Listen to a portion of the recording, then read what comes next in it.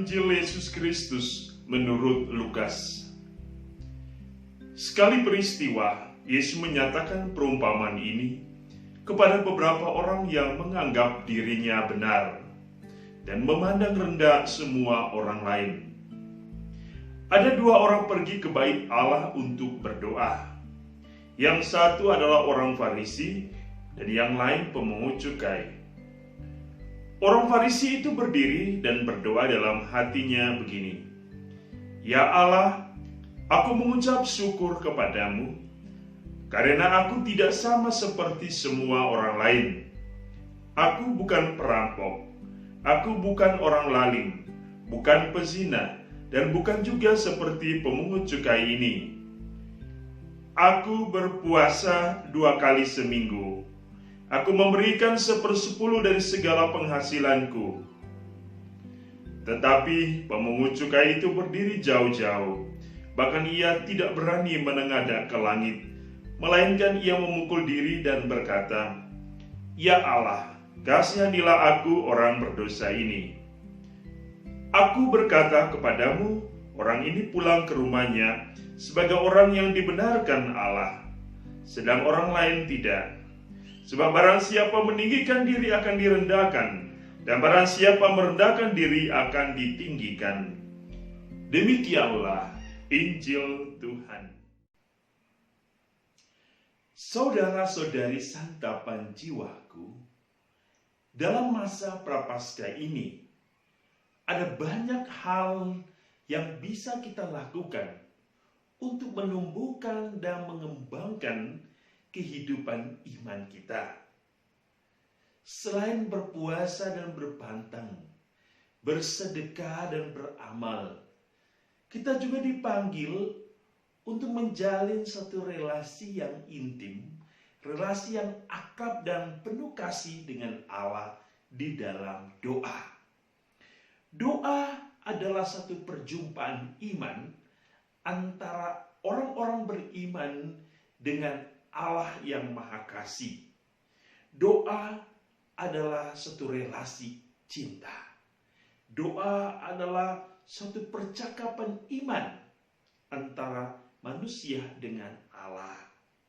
Dan tentu di dalam doa ini, manusia harus menyadari bahwa dalam kekurangan, dalam kerapuan hidup, dalam seluruh kelemahan-kelemahan hidupnya, ia harus berani untuk mengakui bahwa hanya di dalam Allah kehidupan spiritual atau kehidupan rohani dan juga kehidupan jasmani kita akan terpenuhi, sebab Allah adalah sumber kekayaan hidup manusia.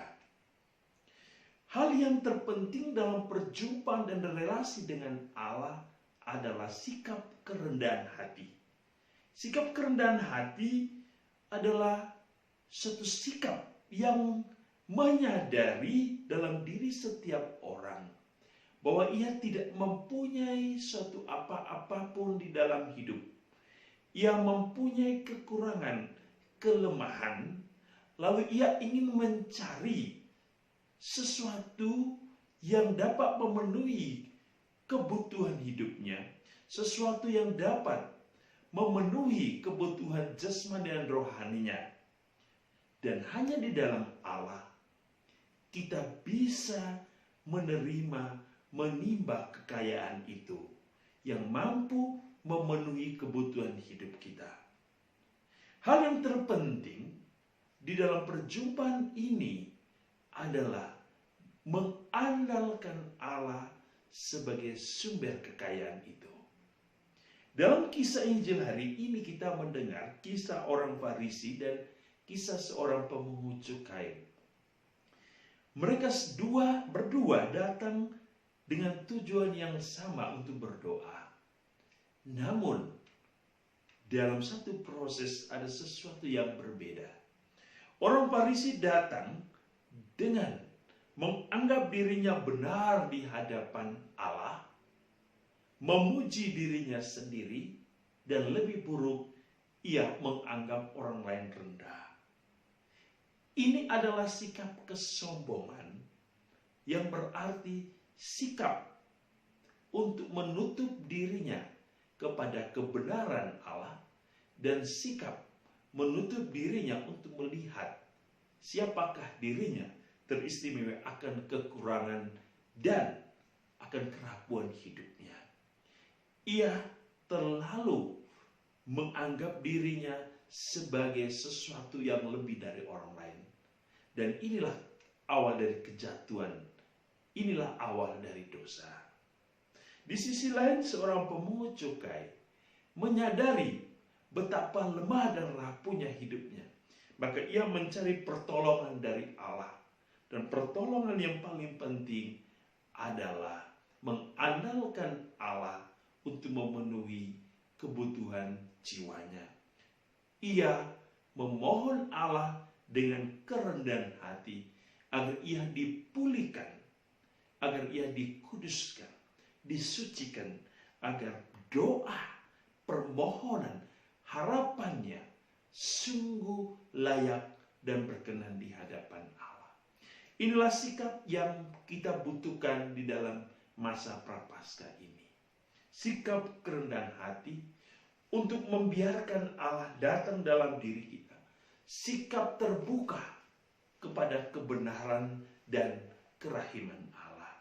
Sikap untuk datang dengan tangisan jiwa dan memohon kepada Allah agar ia datang membenahi kehidupan jiwa kita, kehidupan iman kita, membenahi hati kita yang telah hancur oleh noda-noda dosa.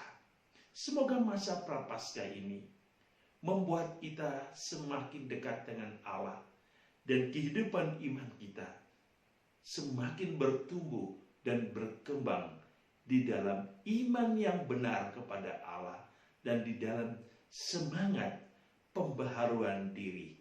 Semoga Tuhan mendampingi, menguduskan dan memberkati kita. Tuhan memberkati.